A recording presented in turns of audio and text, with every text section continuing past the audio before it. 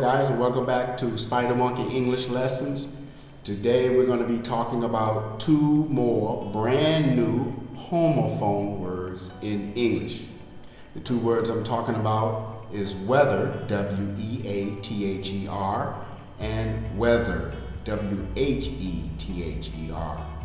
Well, before we get started, guys, as always, please like my page and hit that subscribe button for me if you have not already done so. And as always, it would be greatly appreciated. So let's get started on these two homophone words. Homophone words, you say, what are they?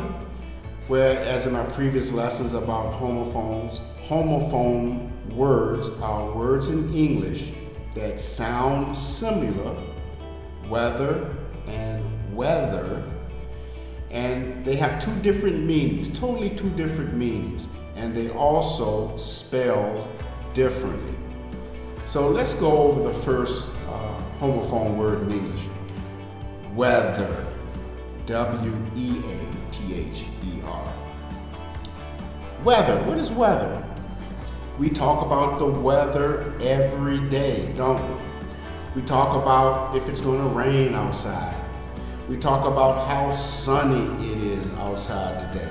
The weather is very beautiful today. Do you understand what weather means in English? W-E-A-T-H-E-R. Weather. So whether or not you understand or not is irrelevant. This is the other homophone word I just pronounced, weather. W-H-E-T-H-E-R. Weather. Whether you understand or not.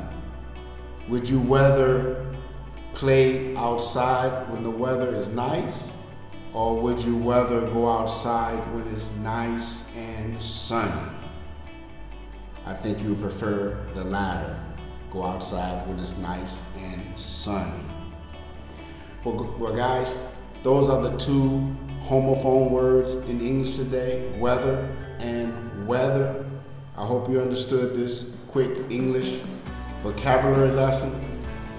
The way to understand and learn English is to practice. Practice is the key to understanding the English language. Practice often. Also, guys, make a comment.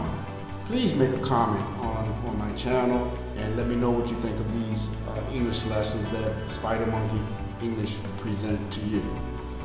Again, guys, please like my page. Thank you for visiting my channel. Also, hit that subscribe button if you have not already become a subscriber, and I will see you during the next English exercise. Have a good day, guys. Bye.